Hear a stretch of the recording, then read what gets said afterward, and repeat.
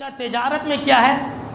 ایک بھائی بھی سوال کر رہے تھے کہ مولانا اب ہم گھر بھاڑے پر دیے ہوئے ہیں تو کیا اس پر بھی زکوٰۃ ہے؟ دیکھیے، اگر گھر آپ بھاڑے پر دیے ہوئے تو جو گھر ہے، ذرا غور سے سنیے، اس پر زکوٰۃ نہیں ہے۔ جو گھر کی رقم ہے نا، جو بھاڑے آ رہے ہیں سال بھر 10-10 ہزار 20-20 ہزار، اب سال بھر کتنا بچ گیا ہے؟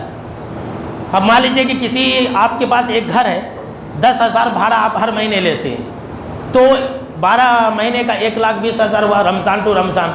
اب جو ہے سمجھ لیجیے کہ 50,000 جو ہے وہ ختم ہو گیا۔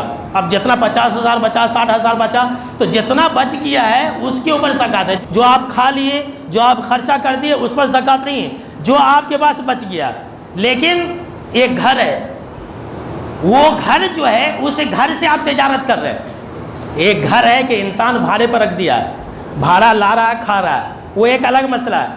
لیکن ایک گھر ہے، آپ گھر کے بزنس کر رہے ہیں، یعنی وہ گھر بنا رہے ہیں اور جو ہے بیچ رہے ہیں۔ آپ نے گھر بنایا ہے بیچنے کے لیے، تو پھر وہ تجارت کے حکم میں ہوگا۔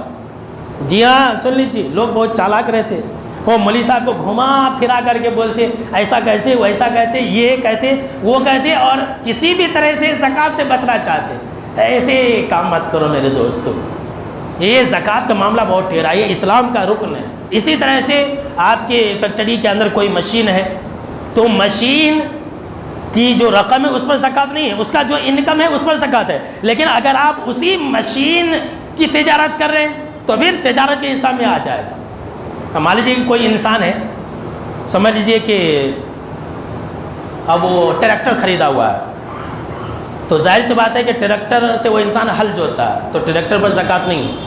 لیکن اگر وہ انسان ٹریکٹر ہی کی بزنس کر رہا ہے تو پھر وہ بزنس کے حکم میں ہو جائے گا، وہ تجارت کے حکم میں ہو جائے گا۔ تو اس بات کا خاص خیال رکھنا چاہیے۔ اسی طرح سے جو ہم اور آپ بینک میں پیسہ جمع کر کے رکھتے ہیں، اگر وہ پیسہ 40 پر 4,625 روپئے سے زیادہ ہے تو زکوٰۃ فرض ہے۔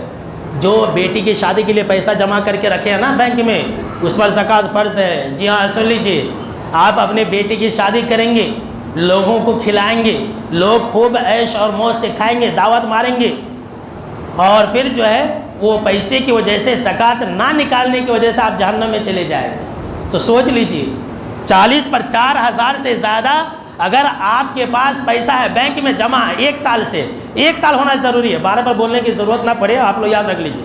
اگر وہ آپ کے بینک میں ہے تو اس پر زکوٰۃ فرض ہے، جتنا ہے اس پر 2.5%، 2 لاکھ ہے، 3 لاکھ ہے، 4 لاکھ ہے، 5 لاکھ ہے، آپ کے پاس بینک میں ہے تو پھر اس کے اوپر زکوٰۃ فرض ہو جاتا۔ اگر گھر میں ہے، آپ لاکر میں رکھے ہوئے، گھر میں بیروے میں رکھے ہوئے، تو بھی اس پر زکوٰۃ فرض ہے، یاد رکھ لیجیے، جو بھی جمع ہے۔